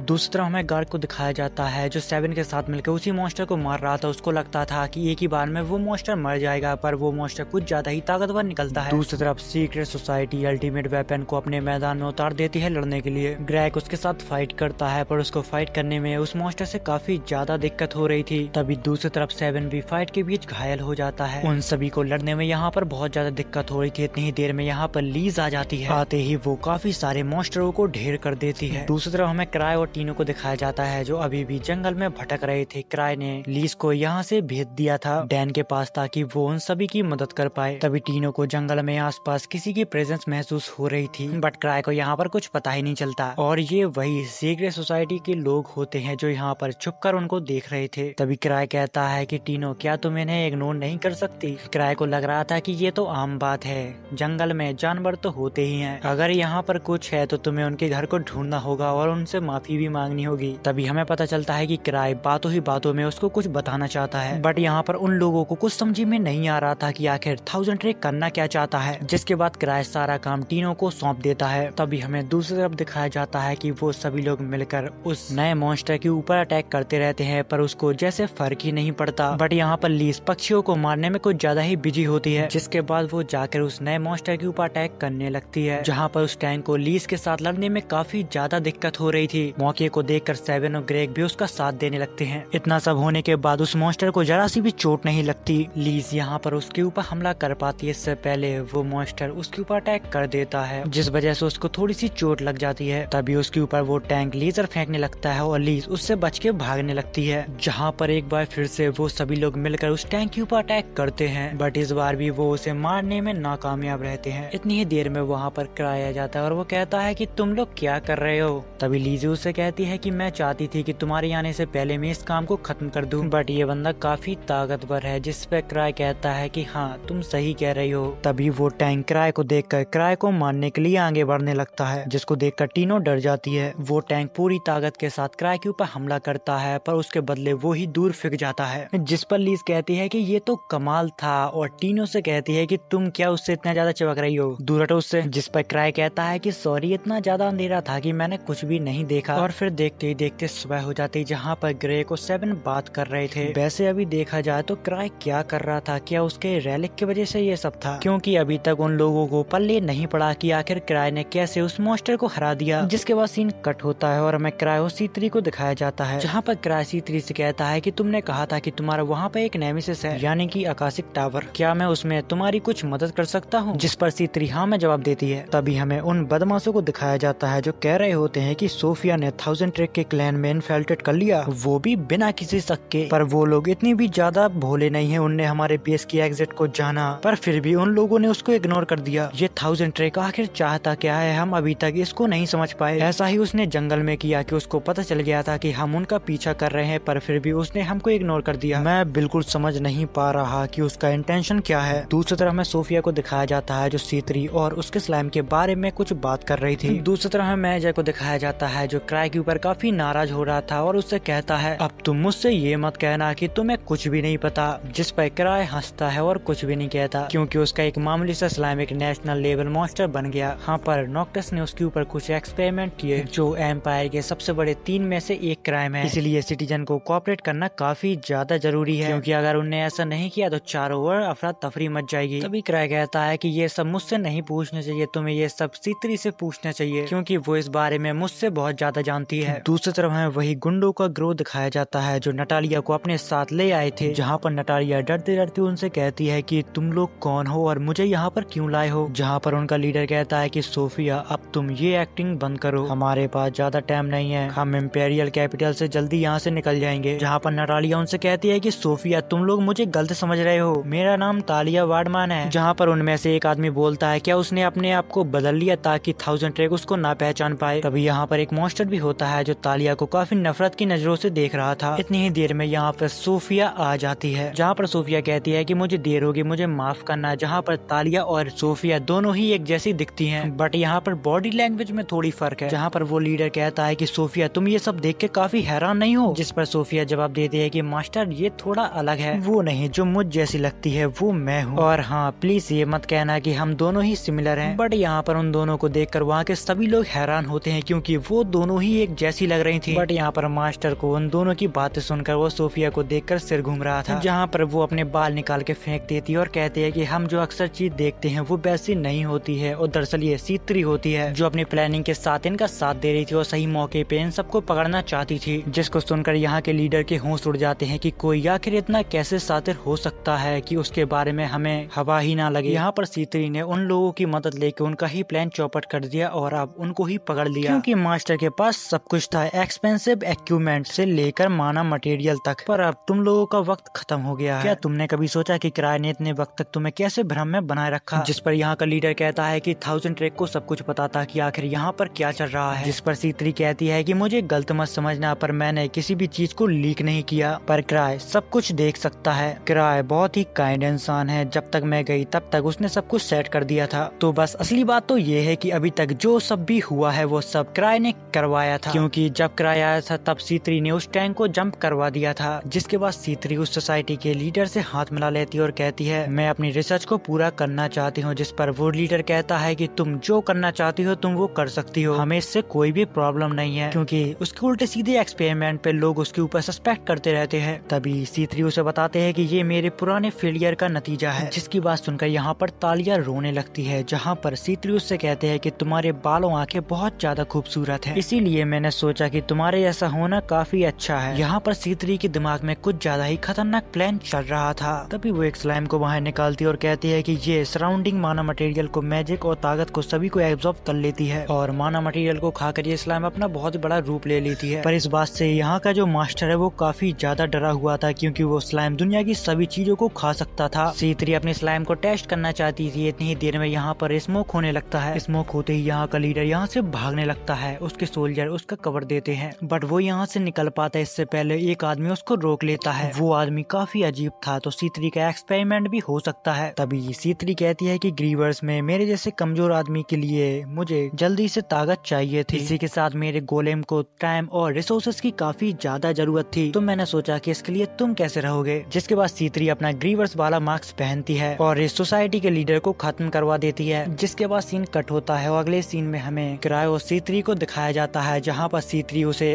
कल की घटना के बारे में सब कुछ बताती है, जहाँ पर वो उसे तालिया के बारे में भी बताती है कि उसकी थोड़ी मेमोरी ग्रैप होगी, पर इतना तो चलता है। जहाँ पर किराए सोचता है कि मुझे समझ में नहीं आ रहा है कि आखिर ये किस बारे में बात कर रही है।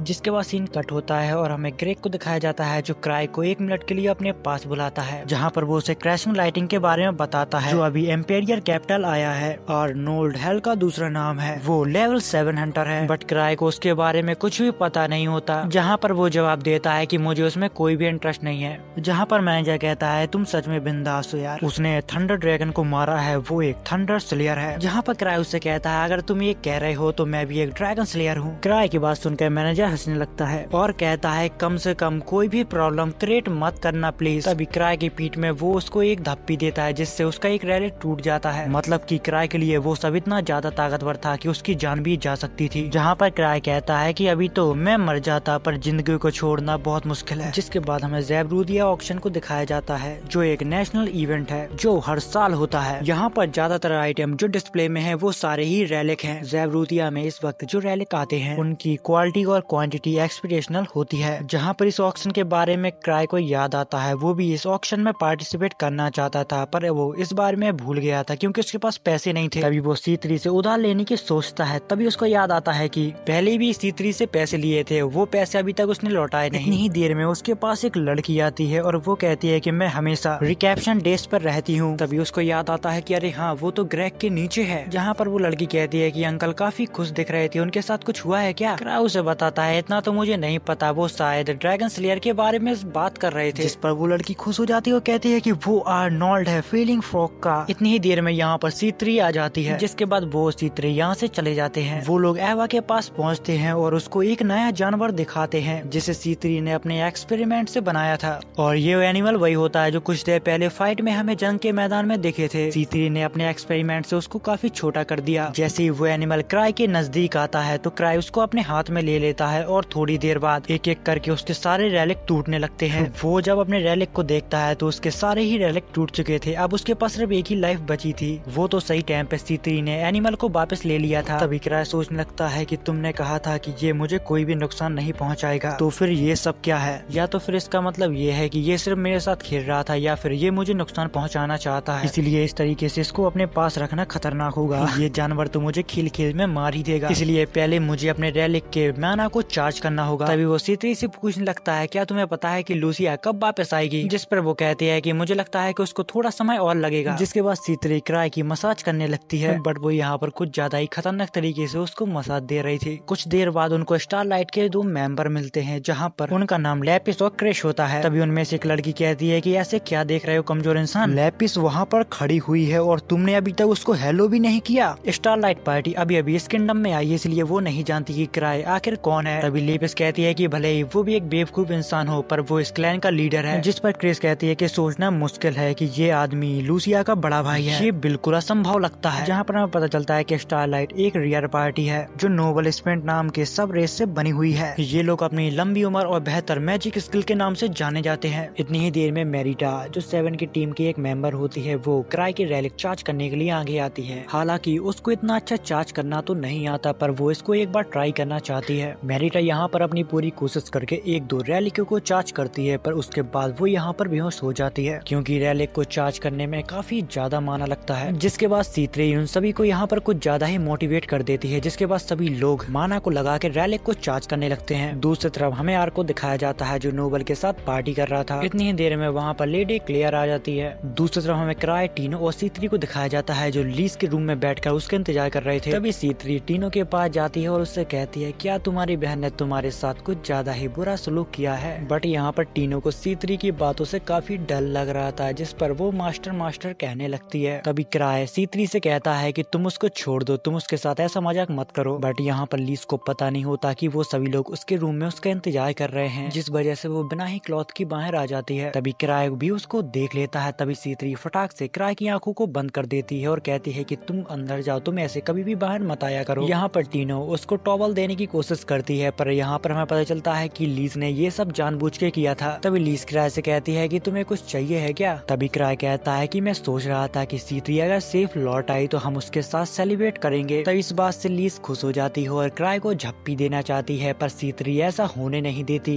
क्योंकि यहाँ पर सभी लोगों का क्राई के ऊपर क्रश है। जिसके बाद सीन कट होता है और हमें उसी फ्रॉक पार्टी को दिखाया जाता है जो इस किंगडम में नए आए थे। वो लोग यहाँ पर किसी बार में जाने की बात कर रहे होते हैं। तभी हमें क्राई और उसकी टीम को दिखाया जाता है जो C3 के वापस लौट आने पर बार में सेलिब्रेट कर रहे होते हैं। इतनी ही देर में यहाँ पर फेलिंग फ्रॉक का लीडर आ जाता है। वो आते ही यहाँ पर गुंडागिरी करने लगता है और इस शहर में अपनी दहशत बनाने की कोशिश करता है। तभी यहाँ पर C3 और लीज दोनों ही नशे में झूम रही थी। क्राई ध्यान से उनकी बातों को सुन रहा था, बट उसको याद नहीं आ रहा था कि आर्नोल्ड, उसने ये नाम कहीं पर सुना है, पर उसको याद नहीं आ रहा। थोड़ा सोचने के बाद वो कहता है कि अरे छोड़ो, जो भी हो। इतनी ही देर में आर्नोल्ड यहाँ पर कहता है कि मुझे शराब और लड़कियाँ यहाँ पर चाहिए। तभी शराब की हालत में लीज उसके पास आ जाती है और कहती है कि तुम्हें शराब और लड़कियाँ दोनों ही मिलेंगी, तुम्हारे लिए एक अच्छी लड़की और शराब का इंतजाम कर दूं। जिसके बाद वो हंसने लगती है और आर्नोल्ड के ऊपर शराब डाल देती है और उसके मुंह में एक बहुत ही खतरनाक पंच मारती है। जिसके बाद वो सभी लोगों को यहाँ पर पीटने लगती है और कहती है कि मैं तुम्हारे दिमाग को ठीक कर दूंगी, लड़की चाहिए तुम लोगों को। जिस पर आर्नोल्ड यहाँ पर कुछ ज्यादा ही गुस्सा होने लगता है। तभी लीस उसके सिर पर लात रखती है और उसको दबाने लगती है और कहती है, तू अपने आप को ताकतवर समझता था क्या? तू तो बहुत कमजोर निकला, क्या तू सच में लेवल 7 है? इतना कहने के बाद वो उसका मजाक उड़ाने लगती है। ये सब देख के यहाँ के लोग काफी खुश होने लगते हैं। जिसके बाद हमें 3 साल पहले का सीन दिखाया जाता है जहाँ पर लियोक एक लड़की को तलवार चलाना सिखा रहा था। उसी के साथ वो उसे ये भी बता रहा था कि मैं दुनिया का सबसे खतरनाक स्वॉर्डमैन हूँ। लियोक हमेशा लकड़ी के तलवार को इस्तेमाल करता है, फिर भी कोई भी उसका सामना नहीं कर पाता। जिसके बाद वो लड़की हंटर बनने के एग्जाम में फेल हो जाती है। अब वो एसोसिएशन में सभी हंटर के ऊपर नजर रखती है और ये वही लड़की होती है जो कुछ समय पहले क्राई के पास आई थी, जो रिसेप्शनिस्ट का काम करती है। जिसके बाद हमें क्राई को दिखाया जाता है जो आर्नोल्ड के बारे में सोच रहा था और कहता है कि तभी तो मुझे लग रहा था कि ये नाम मैंने कहीं न कहीं तो सुना है। जिसके बाद हमें आर्नोल्ड की टीम को दिखाया जाता है जो कह रहे होते हैं कि उस औरत को छोड़ो, वो माफी के लायक नहीं है। जिस पर आर्नोल्ड कहता है कि जो भी हो, पर वो काफी स्ट्रॉन्ग है और हम इसको ऐसे खत्म नहीं होने दे सकते। जहाँ पर आर्नोल्ड और उसकी टीम को लीज से अपना बदला लेना था। जिसके बाद वो लोग हंटर एसोसिएशन में लीज की कंप्लेंट करने के लिए चले जाते हैं, बट यहाँ के रिसेप्शनिस्ट उनकी कंप्लेंट को रिजेक्ट कर देती है और कहती है कि बार में तुम तुम लोगों ने पहले झगड़ा शुरू किया था। तभी आर्नोल्ड उससे कहता है कि ठीक है, पर मुझे उस लड़की का नाम चाहिए। तभी यहाँ पर ग्रेक आ जाता है और वो कहता है कि उसका नाम लीज स्मार्ट है और मैंने सुना कि तुम्हारे आते ही तुमने काफी मुसीबत खड़ी कर दी थी। चलो इस बात को जाने दो, मैंने उसके गार्डियन को वार्न किया था कि वो ऐसा दोबारा ना करे, पर शायद अब मुझे लगता है कि वो गार्डियन उसको बताना ही भूल गया क्योंकि वो एक नंबर का भुलक्कड़ है। यहाँ पर गार्ड क्राई के बारे में बात कर रहा था। गार्ड उनको बताता है कि क्राई एक लेवल 8 का हंटर है। लेवल 8 का सुनते ही उन सभी लोगों की हवा टाइट हो जाती है। अगर तुम प्रॉमिस करो कि तुम लोग ऐसा फिर दोबारा नहीं करोगे तो क्राई शायद तुम्हें छोड़ देगा। इस बात से टीम के लीडर आर्नोल्ड को काफी ज्यादा गुस्सा आता है, जिस पर ग्रेग कहता है कि इस बात को एक्सेप्ट करना या ना करना वो तुम्हारे ऊपर है। इतना कहने के बाद वो यहाँ से चला जाता है। थोड़ी देर बाद यहाँ पर आर्नोल्ड कहता है कि सब लोग रेडी हो जाओ, हमारा अपोनेंट 1000 ट्रैक है। दूसरी तरफ हमें आर्नोल्ड की पार्टी को दिखाया जाता है जो क्राई से लड़ने के लिए काफी सारी जानकारी को इकट्ठा कर रहे थे, जहाँ पर लोग उन्हें बताते हैं कि मैं तो ये समझता हूँ कि 1000 ट्रैक फ्यूचर देख सकता है, और जहाँ पर कुछ लोग बताते हैं कि मैंने तो ये भी सुना है कि वो बिना किसी की मदद से अकेला ही लेवल 8 तक पहुँचा है। और ये सब होते हुए टीनो भी देख लेती है। तभी वो बीच में आती है और कहती है कि मेरे मास्टर एक देवता है। जिसके बाद आर्नोल्ड की टीम थक हार कर वापस से अपने घर लौट आती है, जहाँ पर वो कहते हैं कि यहाँ के किसी भी इंसान से पूछो तो वो क्राई के बारे में एक अपनी अलग ही राय बताता है। वैसे भी वो एक मिस्ट्री आदमी है और हाल फिलहाल में वो मिशन में बहुत ही कम ही शामिल होता है और सब कुछ अपने दोस्तों के ऊपर छोड़ देता है। और यहाँ के लोगों का कहना तो ये था कि उसने एक जायंट गोलेम को अपनी वेल पावर से ही उड़ा दिया था, जिस पर आर्नोल्ड कहता है कि सब बकवास है, वो लोग सच्चाई को नहीं जानते इसलिए कहानियां बना देते हैं, या फिर वो कभी भी ऐसे आदमी को नहीं मिला जो उसकी एबिलिटी और पावर को मैच करता हो, इसलिए हमेशा सब कुछ वो अपने दोस्तों के ऊपर छोड़ देता है। अगर ऐसा नहीं हुआ तो वो एक कमजोर इंसान है, पर वो मुझे नहीं हरा सकता जो अपनी पावर और मेहनत से लेवल 7 तक पहुंचा हो। जिसके बाद आर्नोल्ड क्राई के साथ फाइट करने का सोचने लगता है। जिसके बाद हमें क्राई को दिखाया जाता है जो अपने बालकनी में बढ़िया हवा ले रहा था। इतनी ही देर में वहाँ पर टीनो आती है और वो कहती है, मास्टर जब मैंने आसमान की तरफ देखा तब मुझे आपका चेहरा दिखाई दिया और आप वहाँ पर मुस्कुरा रहे थे। जिस पर क्राई कहता है क्योंकि तुम मुझे नीचे से देख रही थी। जहाँ पर क्राई टीनो को बताता है कि मेरे ऊपर 1 करोड़ का कर्जा है और मेरे पास चुकाने का कोई भी रास्ता नहीं है, और ये कर्जा मैंने C3 से लिया था। इसीलिए उसने कहा था कि अगर उसे उसका कर्जा क्लियर करना हो तो उसको C3 से शादी करनी पड़ेगी। शादी का नाम सुनते ही टीनो को यहाँ पर बहुत ही खतरनाक एक झटका लगता है। शादी ये तुम नहीं कर सकते, मैं इस तरह अपने मास्टर को किसी और के लिए नहीं छोड़ सकती।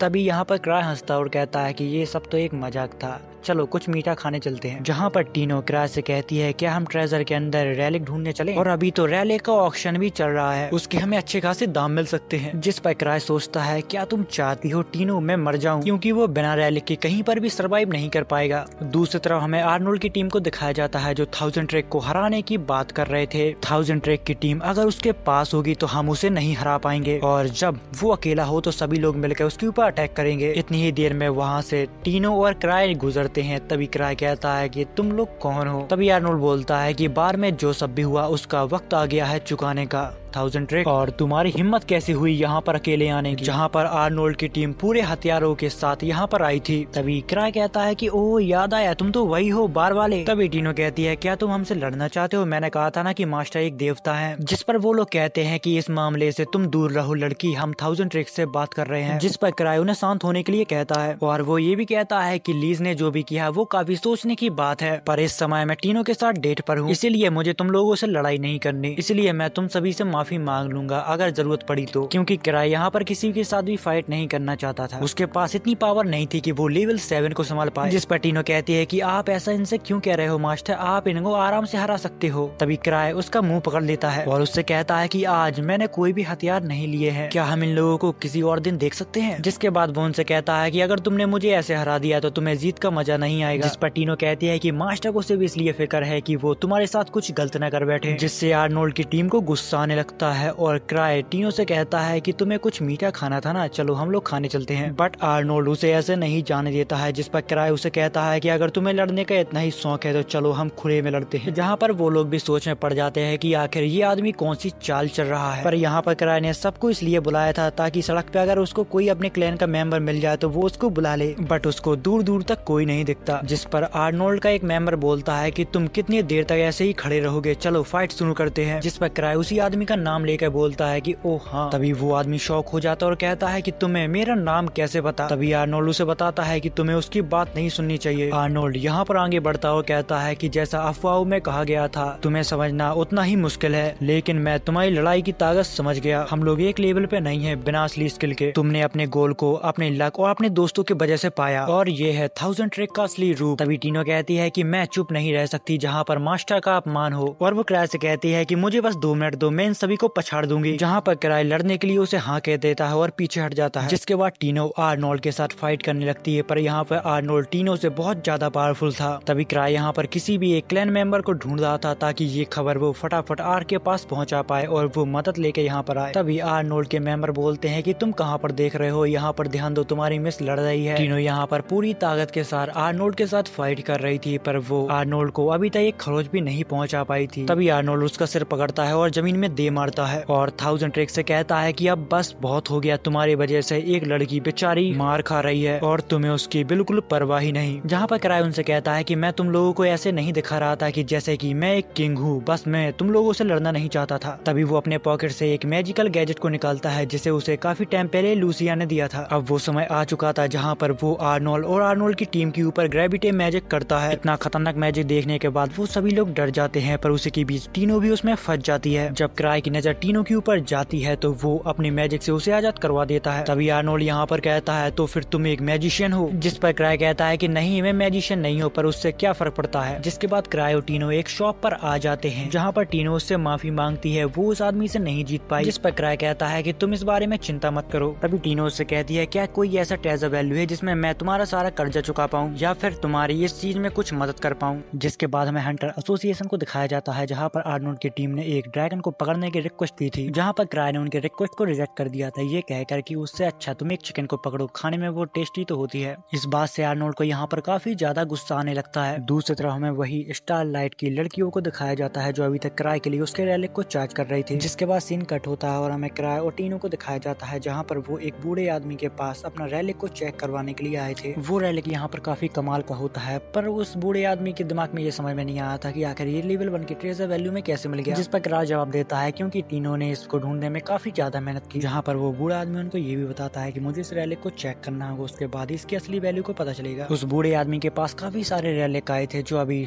ऑक्शन में जाने वाले थे, जिसको देखने के लिए क्राई उन बूढ़े आदमी से रिक्वेस्ट करने लगता है। थोड़ी देर रिक्वेस्ट करने के बाद वो बूढ़ा आदमी उसे रैलिक देखने के लिए हाँ कह देता है। जिसके बाद वो बूढ़ा आदमी टीनो के साथ काफी सारी बातें करता है क्योंकि उसे देखकर उसे अपनी पोती की याद आती है। दूसरी तरफ क्राई सभी रैलिकों को देख रहा था, तभी उसको एक मार्क्स मिलता है। उसको लगता है कि उसके पास एक पहले मार्क्स था जिससे वो अपना रूप बदल लिया करता था, वैसा ही शायद ये भी काम करता हो, इसलिए वो इसको खरीदना चाहता था। जिसके बाद वो उस बूढ़े आदमी से कहता है कि जिसने ये तुम्हें मार्क्स दिया है मैं उस आदमी से डायरेक्ट डील करना चाहता हूँ। जिसके बाद सीन शिफ्ट होता है और वो दोनों गार्डन में बैठे होते हैं। वो उन्हीं का इंतजार कर रहे थे जिसका वो मार्क्स है। क्राई के पास उसे खरीदने के पैसे नहीं है, फिर भी वो उस मार्क्स को लेना चाहता है। अब यहाँ पर वो भी सोच में था कि आखिर मैं किससे कर्जा लूं, क्योंकि C3 से तो वो पहले ही कर्जा लेके बैठा है, लीस उसे कर्जा नहीं देगी। वो ये सोचते सोचते बस टहल ही रहा था, इतनी देर में उसको आर्क दिखता है। तभी हमें उस लड़की को भी दिखाया जाता है जो कुछ समय पहले हमें एक एपिसोड में दिखी थी, जिसका नाम क्या था वो तो मुझे याद नहीं। वो लड़की यहाँ पर आर्क के ऑफिस को देखने आई थी। तभी उस लड़की की नजर यहाँ पर क्राई और टीनो पर जाती है, जहाँ पर उसको लगता है कि कुछ लोग बस उसको देख रहे हैं। जिस पर वो कहती है कि ऐसे क्या देख रहे हो, चलो निकलो यहाँ से। इस पर टीनो यहाँ पर उसके ऊपर गुस्सा होने लगती है। तभी आर्क क्राई को उस लड़की से इंट्रोड्यूस करवाता है और कहता है कि इसका नाम क्लेयर है, और वो उस लड़की को भी बताता है कि ये हमारे क्लैन का मास्टर है। जिस पर क्लेयर कहती है कि तुम हो 1000 ट्रिक, मेरे पापा अक्सर तुम्हारे बारे में बात करते हैं, दिखने में तुम काफी वीक लगती हो, पर मुझे तुम्हारे लेवल के ऊपर विश्वास नहीं होता है कि तुम्हारे लेवल 8 है, वो आर्क से ज्यादा कैसे है। मुझे लगता है कि हंटर एसोसिएशन काफी गिर गई है। बट इस बात से क्राई को बिल्कुल भी बुरा नहीं लगता, वो बस हंस रहा था। जिस पर वो लड़की कहती है कि तुम्हारी कोई सेल्फ रिस्पेक्ट नहीं है क्या। जिस पर क्राई उसे जवाब देता है कि तुम्हारी परवरिश अच्छी नहीं हुई है और उसी के साथ तुम में तमीज की भी काफी कमी है। जिसकी बात सुनकर क्लियर यहाँ पर काफी सोच में पड़ जाती है। जिसके बाद सीन शिफ्ट होता है जहाँ पर क्राई आर्क से कहता है कि तुम बिल्कुल सही वक्त पे आए हो, क्या तुम्हारे पास पैसे हैं। तभी आर्क उसकी बातों पे हंसने लगता है और कहता है कि मैं तुम्हें अब उधार नहीं देने वाला, तुम्हें जरूर कोई नया रैलिक पसंद आ गया होगा और तुम उसे खरीदना चाहते होगे, मुझे पता है। यहाँ पर सभी लोग क्राई की बातों को सुन लेते हैं और उनको लगता है कि कोई नया रैलिक क्राई को पसंद आया है और लगता है कि वो बहुत ज्यादा ताकतवर है। और ये खबर बहुत ही जल्दी पूरे किंगडम में फैल जाती है कि क्राई को एक रैलिक पसंद आया और लगता है कि वो रैलिक बहुत ज्यादा ताकतवर है। बट यहाँ पर आर्क उसको पैसे तो नहीं देता। जिसके बाद क्राई C3 के पास चला जाता है और C3 उससे कहती है कि मैंने काफी सारे मटेरियल को बेच के काफी सारे पैसे इकट्ठे कर लिए हैं, चिंता मत करो, हम उस रैलिक को ले लेंगे। जिसके बाद सीन कट होता है और हमें उस रैलिक के ओनर को दिखाया जाता है जो आर्नोल्ड होता है। इसको देखकर क्राइव काफी हैरान होता है कि उस मार्क्स का इसको ही निकलना था ओनर। तभी आर्नोल्ड टीम का एक मेंबर बोलता है कि वो मार्क्स काफी ज्यादा रियल है, वो हम अपने देश से लाए थे। तभी आर्नोल्ड उनको बताता है कि हमें तो अभी ये भी नहीं पता कि आखिर इस मार्क्स का क्या उपयोग है। अगर 1000 ट्रैक इसे खरीदना चाहता है तो उसमें कुछ न कुछ तो खास बात होगी, बता मुझे इस चीज का आखिर उपयोग क्या है। बट क्राई यहाँ पर उसको बताने से मना कर देता है और उससे ये कहता है कि मेरी मानो तो ये चीज काफी खतरनाक है और इसको इस्तेमाल करते ही तुम्हारे ऊपर देश का कानून लग जाएगा। जिस पर आर्नोल्ड सोचता है कि क्राई जानबूझकर ये मार्क्स मेरे पास छोड़ना चाहता है, क्या पता ये मार्क्स वाकई काफी खतरनाक हो। जिसके बाद आर्नोल्ड यहाँ पर समझ जाता है और वो कहता है कि इसकी कीमत 10 मिलियन गिल्ड कॉइन है, तुम अगर लेना चाहते हो तो ले सकते हो। तभी सीत्री उसके सामने बहुत सारे कॉइन को रख देती है और कहती है कि तो फिर ठीक है,